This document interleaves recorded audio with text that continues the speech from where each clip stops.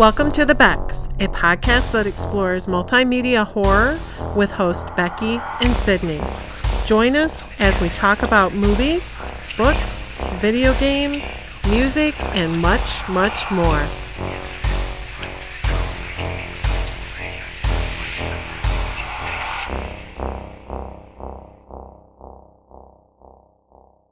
Thank you so much for joining us. My name is Sydney Rebecca.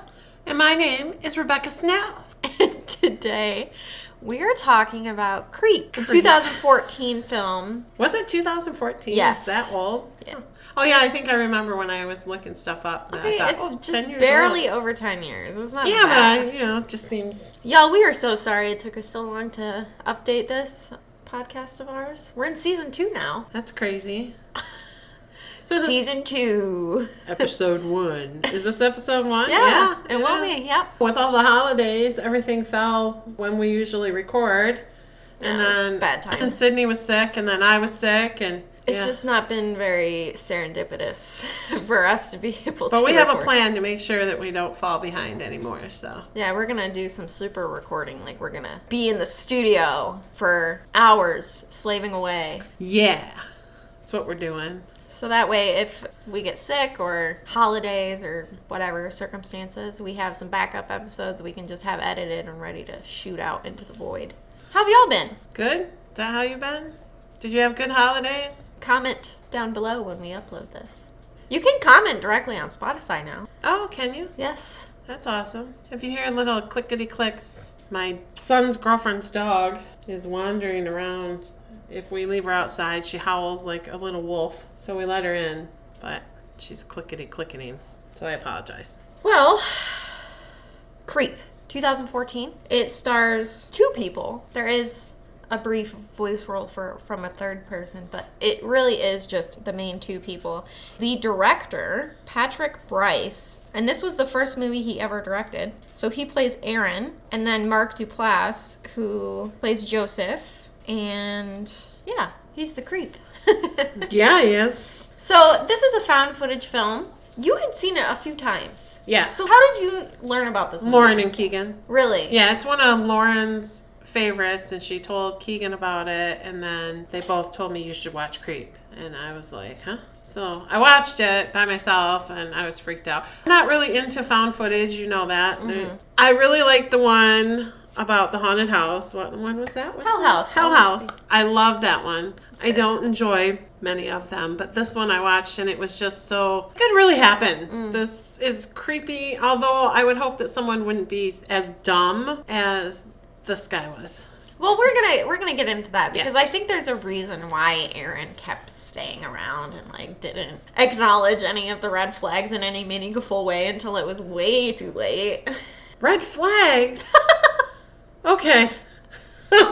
If you've watched the movie, you know what I'm talking about. They're not just red flags. No, he has a red curtain he's holding up and waving it in your face. But whatever. Stick around, buddy. Anyway. So, one thing I found interesting is they continuously revised the film's story while they were recording it. There's a bunch of alternate endings out there that I don't think have released, like alternate versions of different scenes and stuff like that. Because I think it wasn't like it was slapdash put together or anything like that, but they had kind of an overall idea of what they wanted to produce and film and whatever.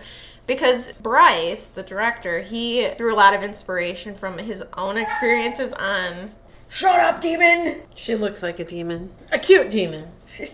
But she does look like a little werewolf that got stuck in mid-transition. Yeah, maybe we should take a little selfie with her so Yeah. that the listeners know what the fierce howl that they just heard was. So, Bryce was inspired by his own experiences on Craigslist, which... Yeah. Really? Yeah. And he took a lot of inspiration from different movies, too, like My Dinner with Andre, Misery, and Fatal Attraction. Misery I can see for sure. Yeah, Yeah. Fatal Attraction, yeah, that's in there too. So, Craigslist... Was terrifying. So, it was like a personal ad thing, right? Like, it was... Yeah, it was kind of like eBay, but, like Marketplace. Yeah. That's what it was like. People just posted rooms for rent or cars for sale or whatever. I bought my first car off of Craigslist. Yeah. Yeah. And, they had the Craigslist killer. Yeah. And so, For sure. yeah, people, you don't know who you're getting. Just like on Marketplace, you can look people up on Facebook for Marketplace, but that doesn't mean that they are who they are portraying themselves to be. No, and Craigslist is still operating, by the way. Yes, I did look it up a few weeks ago because someone said something about it. Yeah. And I'm like, I'm going to look this up. I didn't think it was still out there, Yeah, but really people are still posting on it. But they also had like the personals on there too. Yeah, I remember there was a really famous one because of the solar eclipse that happened. Not the last one, but the one before, when the whole country was like celebrating it. There was a personal ad that someone put on there and said that he wanted to be having sex when the solar eclipse happened, so that there would be fireworks when he... Oh. When he fireworked? When he fireworked, exactly. Yeah, it was so funny. It's so weird. Okay, but anyway, the point of all of this is to say that Craigslist has always been sketchy. It makes sense that this was one of his inspirations, is all I'm saying. Yeah, no, that 100% makes sense. So anyway, let's talk about the plot. Aaron, the main character, again, he's played by Patrick Bryce, the director. He is a struggling videographer, and he is trying to find work. He's not trying to break out or anything, I don't think. He's just a broke bitch, and he wants money. I don't think they say it's Craigslist, but basically he responds to Joseph's ad and agrees to meet him at Joseph's house out in kind of the middle of nowhere. It's obviously California, but... Yeah, but it does look very secluded. Secluded, yes. So... when he pulls up to the house, though, and he's already, recording, it's like nobody's home. He knocks on the door. He looks in the windows. I think he honks his car horn. Yeah, he's in the car trying to reach him. Yeah, he tries calling him. It goes to voicemail, whatever. This would have been my first red curtain. So he's sitting in the car, and I don't know how long he waits, but he gets jump scared by Joseph. He jumps out and screams at him. Slams right into the windows. Yeah, and Aaron just kind of laughs it off. And he was startled, but he's like, okay, man. Oh, he's a little weird. Yeah, it's... No. Joseph definitely seems pretty eccentric. See, this is the thing. If it was... we'll probably eventually talk about the sequel later on. A normal person, but especially a woman, she showed up to this guy's house to film him for, whatever, his video diary. And then the first thing he did was scare the shit out of her. Like, you know what? You can hire some other fuck, okay? Like, I'm out. I don't know. Like, Aaron is a man, so... Yeah, I guess men just overlook that, but... The person I am just meeting does that to me and thinks it's funny. Me, in my head, douchebag. I'm out. Yeah. I'm going, no, we're not doing this. That was just ignorant. I would not want to, no. I would not like that person. So Joseph invites him inside, and he gets to talking about why he wants to make this video diary, and it's because his wife is having a baby, and unfortunately he has an inoperable brain tumor, so he wants to make these videos for his kid. And he has beat cancer once, but it's come back. Yeah.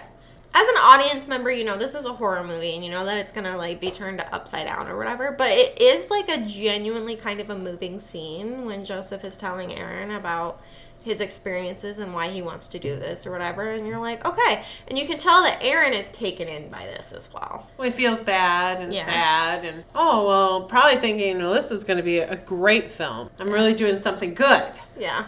So one of the things that Joseph wants to do is he wants to find this area in the woods that's supposed to have healing water. It's called something heart or whatever. Oh, yeah. Yeah. That's right. Joseph kind of takes off into the woods and leaves. Yeah, he goes running. Yeah. And running like a weirdo. And he just leaves Aaron behind. It's just something about that awkward man run. It's like the Phoebe run on Friends. If you know, you know. Sydney doesn't know because she doesn't like Friends. It's because it's not funny. It is hilarious. And of course, he jump scares Aaron again. Again? Yeah. Dude, I am out. I'm the one running at this point. Okay, this is what was weird about it. Is, okay, you could be like, maybe he just has a thing about scaring people. But then the truly chilling thing for me was when he said, oh, you kind of look like you wanted to kill me there for a second. Yeah. And he's dead-faced. Yeah. No. And Aaron's like, what? No, man. Like, you just startled me. And he's like, no, you need that animalistic anger in you. Like, something along those lines. He's like, you remind me of Peaches. And earlier in the movie, he had shown him this werewolf mask. And he had this cute little story for it. It's something about, like, his dad found it. Or I can't remember the exact details. It was his dad, yeah. You don't have to be scared of it, you know, and he made up, like, a fun little dance, and so he wanted to show his son. Yeah, it was weird. Creepy things. And he did a weird little song that sucked, and Aaron thought it sucked. I know he did, but he was like, yeah, that's nice, man, for your kid, whatever. Cool, man. Keep doing that. So, yeah, then he was like, oh, it reminded me of Peaches. It was just, the whole exchange was weird. The crazy thing was, is they actually do find, like, a heart-shaped stone thing in the woods with water running through it. Oh, the other thing too was they were trying to find their way back and Joseph had no idea where they were, allegedly. He was like, yeah, man, I wasn't paying attention. He said he'd been coming to this place for years and years and years. Yeah. It was his family's vacation home. Uh-huh. But the first thing they do on the video is he takes a bath. Yeah. He gets naked in front of him, doesn't even tell him that's what he's doing. He gets naked and climbs in the bath. Because he has to have tubby time. He has to have tubby time, which is so creepy. The way he says it, I think, is what makes it creepy. It's tubby time. But he has to have tubby time with his son, his unborn son. But he pretends like he's picking up a baby and putting him in the water and playing with him. Splashing him and... It's weird. Watching him, whatever. It's like, it's one of those, like, things where if it weren't for some of the other red curtains, as Becky would say, you would think, okay, he literally is just a rich, weird, eccentric guy. Yeah. And, you know, maybe it's because of his tumor that he's weird, too. You don't know. That's true. Because sometimes that can change behavior and whatnot. Aaron definitely should have been like, you know what? I'm gone. The vibes are bad. I'm just gonna go. Yeah. Aaron does start to feel uneasy with all of this stuff stacking up. Well, they went to get food, too, and they were at the restaurant, and he said they'd come there all the time. And he didn't even know what was on the menu. Yeah. He had said, do you want to get the best pancakes you've ever had? And then they get to there, and he's like, oh, what are you going to have? And he's like, I don't know. What do you suggest? He's like, oh, I don't know. Like, oh, that scared the hell out of me. Be nice. That was mean. Aw, Sydney's crying now, you mean old dog. That was mean. I'll get over it. I'm sure you will. Anyway. So yeah, he didn't know what he wanted to have at the restaurant. Aaron looks at him and says, dude, you said you've come here many times. For years, many times. I think he started to realize things weren't right. Yeah, like he's just a liar. Yeah, and weird. Yeah. Waving his red curtains. Yeah. He's got a whole, like, trolley of curtains that just keep, like, circling the whole area. They get back to the house and they have a drink together, and then Joseph is like, hey man, I gotta admit something to you, but it has to just be you and me, like you have to turn the camera off. And Aaron's like, okay. And he just turns Smart like man. he like closes the camcorder or whatever and sets it down so it looks like it's off. Yeah. But it isn't really. And then he talks about how a year ago his computer was running super slow. So he took it to like a person and they said, well, like it's slowing down because of something on your computer or whatever. So he did research and found a bunch of animal bestiality porn on his computer.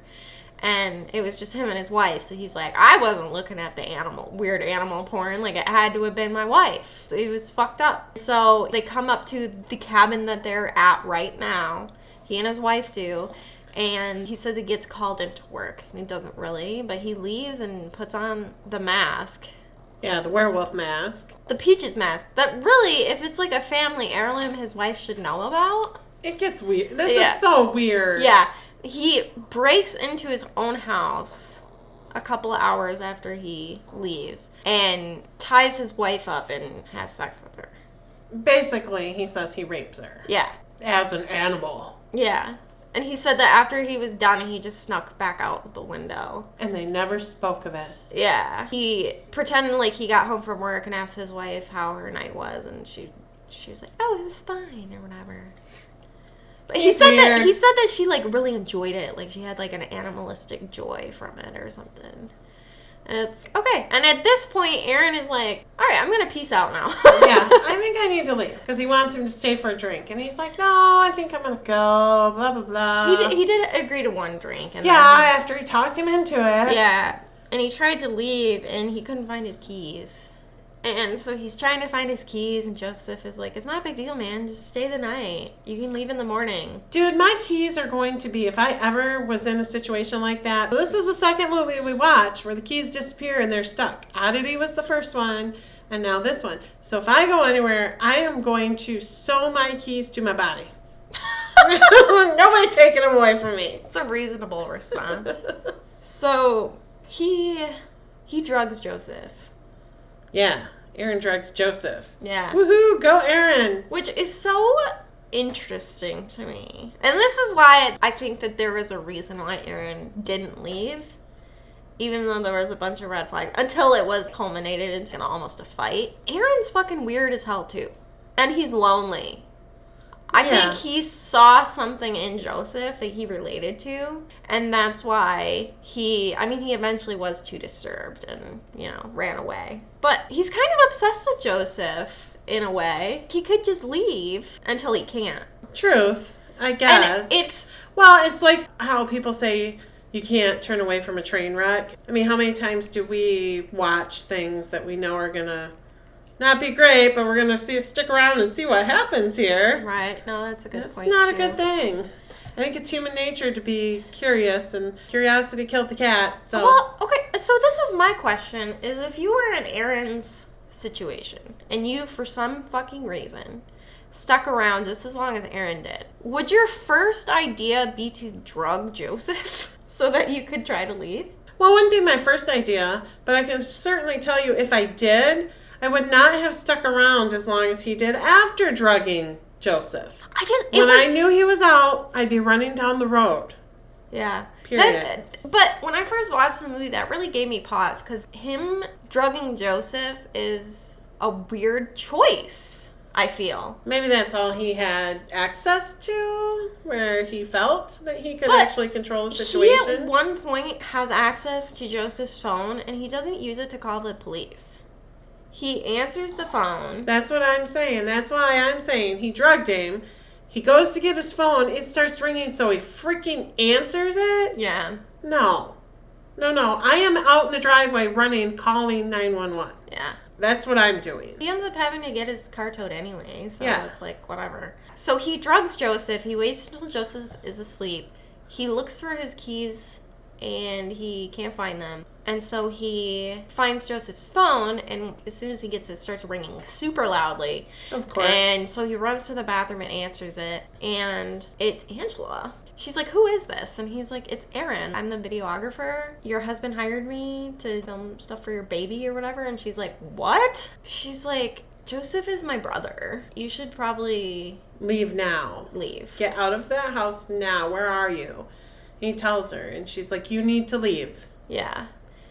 Which I find also to be weird. It's never explained who Angela really is. As an audience, we have to believe her when she says, oh, Joseph is my brother. He's kind of disturbed. She won't give him a straight answer when Aaron asks, oh, is he going to hurt me? Like, am I in danger right now? And she's just, you should probably just leave. And he's like, the fuck? So when he leaves the bathroom, again, he doesn't call 911. Joseph is gone from where he was sleeping. No, never once called 911. Yeah. I don't get it. So he tries to leave, and Joseph is blocking the door in Peaches in the mask. Creepy again. Yeah. Creepy. That's why it's called Creep. Yeah. Because he is literally just a creep. Everything he does is just creepy. And just one of those guys, your weird uncle that you don't want to have around. Yeah. So they scuffle, and Aaron is actually able to go away. The problem is, even after he leaves, Aaron continues to film himself, because he starts getting weird packages. So Joseph knows obviously where Aaron lives, and they're disturbing. Like, the first package he gets is a video of Joseph dragging these 2 bags, Garbage bags, and like digging a hole. Like he's digging a grave. And that's what Aaron says. It's like he's digging a grave, because he does call the police now. Yeah, but the thing is he doesn't have any information, which, this is bullshit, okay? Because I'm not saying that he had enough information, because he didn't. However, the fact that Aaron was assaulted at that rental, because it was revealed it wasn't a family home at all, it was just some rental that Joseph had rented. Yeah, like an Airbnb. Yeah. The police still could have gone back to that rental and investigated it, seen if there's any, like, they literally did nothing, which... So, he gets this locket.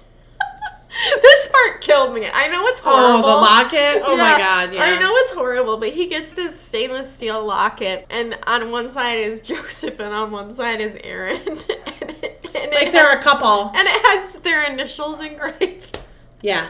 I know it's horrible. I shouldn't be laughing. There's something But he calls him, too. He called Joseph. It wasn't a phone call. It was a video. Oh, that's right. Because he tells him, now Like, open the wolf that you got. Because he got a stuffed toy. Yeah, and There's something inside. Yeah, he cut it open to get the Locket. locket. And he throws the locket away. And then it gets revealed later on that Joseph went through his trash to get it back, and he gets really mad. He sends another video, and he's like, how dare you throw that away? Like, throwing away our love and our connection or whatever. Joseph is super obsessed with Aaron. Yeah, you're my best friend. He was like that within a half an hour of Aaron being at his house or at the rental house. Yeah. He's weird.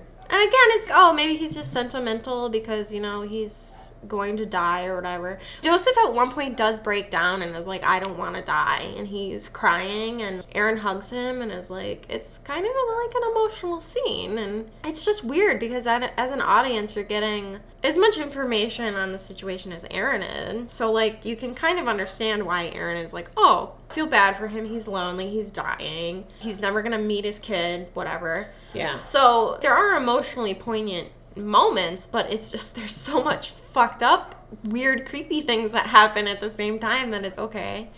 And Joseph just proves himself to be unreliable, like, almost immediately, because he doesn't show up at the intended meeting time. The very first thing is he scares the shit out of Aaron. So it sets the tone for the movie quite well, I would say. Oh, as an audience, we see Aaron is plagued by nightmares. And so he'll wake up in the middle of the night and be like, I'm just, like, so freaked out. I had a nightmare, and I was being chased by something, blah, blah, blah, whatever. And he's like, I know it's to do with because Joseph is stalking me. Yeah, he does little video diaries.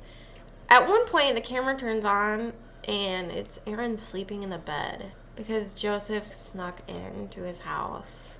And he kisses him on the forehead or some shit. Yeah, it's super creepy though. I don't know how many times I'm going to say creepy in this creep episode. But, I mean, it can't be overstated. Like, the idea, that really bothered me. Because I have really good... Okay, so this is... It's a creepy scene. No lie there. But one thing that is weird about me is if someone stares at me too long while I'm sleeping, I will wake up. Oh, yeah. Try having children who will come into your room in the middle of the night and stand at the foot of your bed or next to you and stare at you. And they really want to wake you up, but they don't know how to, so they just keep staring at you. And you wake up and there's a child standing there. It's terrifying. No thanks. Yeah, been there, done that, and I'm sure many parents have. Kids are weird. But yes, no, the idea of someone staring at you and waking up and they're there. Kissing you on the forehead. Yeah, no. Whatever. So Aaron gets one final video from Joseph, and he's like, hey, I'm really sorry. I shouldn't have gotten mad. Can we just meet one last time, clear the air? We can meet somewhere populated. It'll be fine. We can meet in public. Yeah. And Aaron, for some reason, does this. Okay, so this is my deal. This is where I'm angry. So you go to this guy's house. You think it's his vacation home. You're doing this video for him. He jump scares you. That's how you meet him.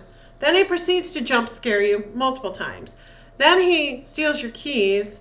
Then he puts you in horrible, weird, crazy, uncomfortable, creepy, terrifying situations, and you stay. But then you get away. You get away because you had to drug him, and you got in a fight with him. But you get away. He starts sending you creepy packages. Lockets of you two in love. Videos of him in your bedroom while you're sleeping. Well, Aaron didn't know about those. Doesn't matter. I know, but... Continue. He knew he was doing weird things. Yeah. He got the locket.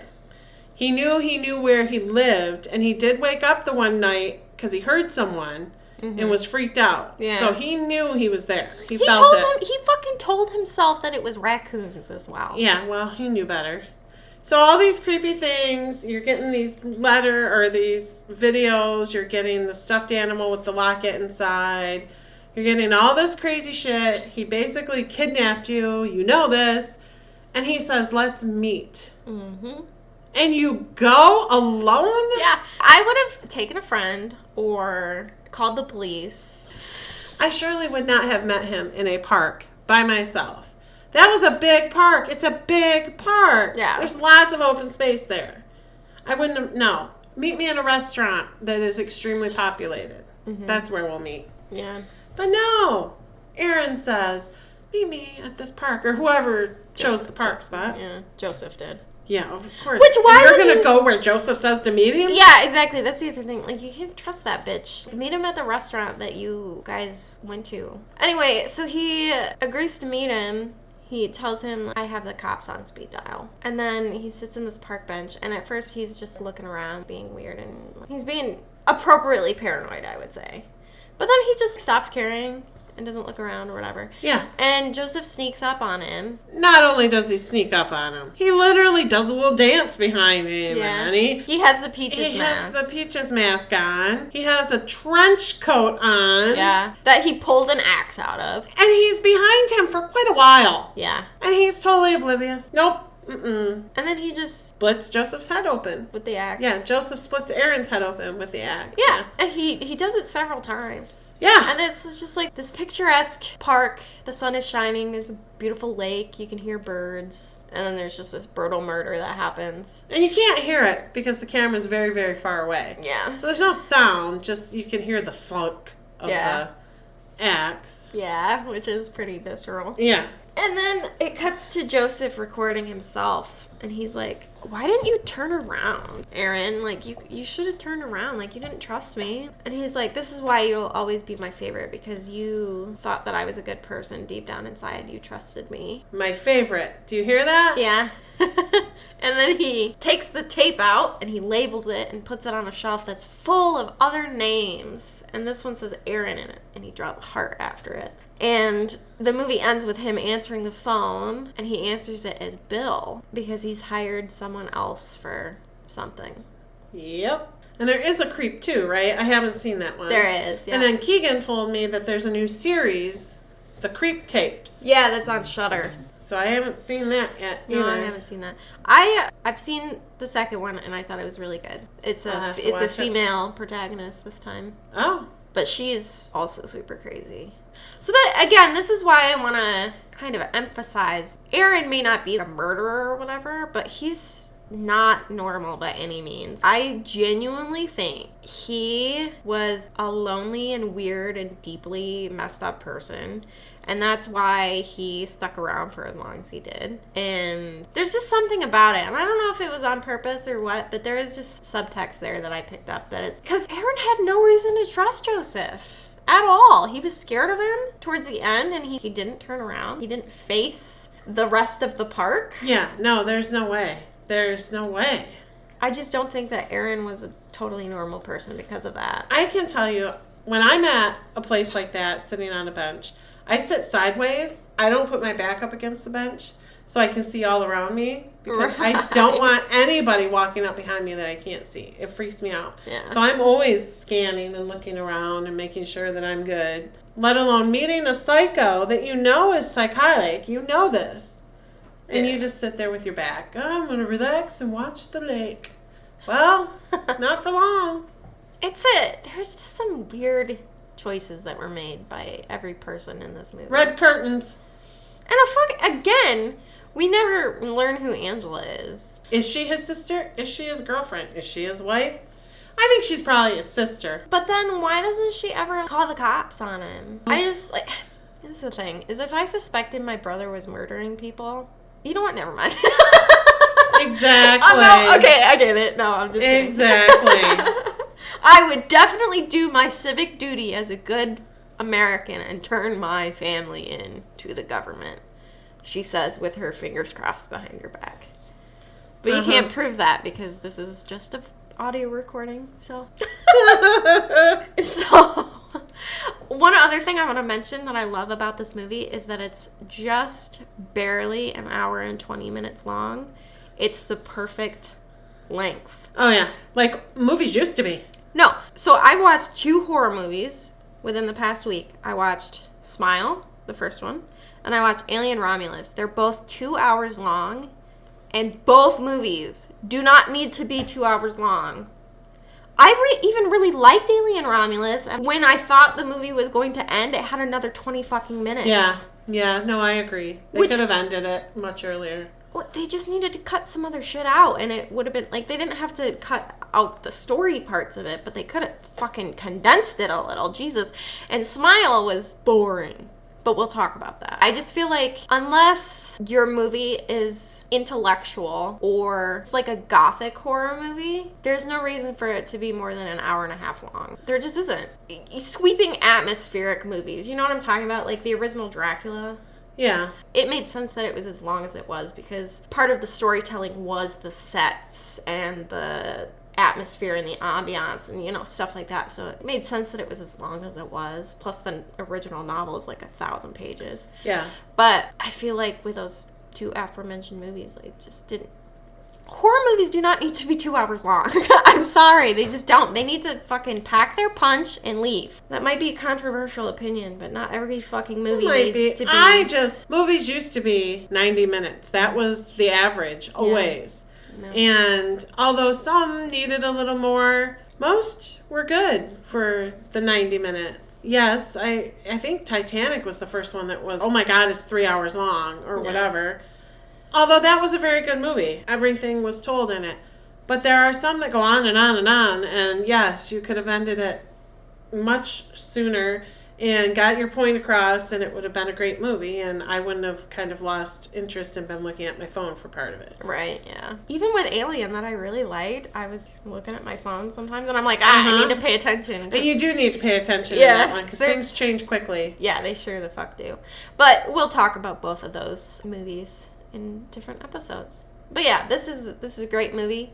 Packs a punch in the hour 20 that it sticks around for, and the sequel's good, and we'll talk about that someday. Yeah, soon. I'll try to see if I can get access to the series, and that would be cool to talk about too.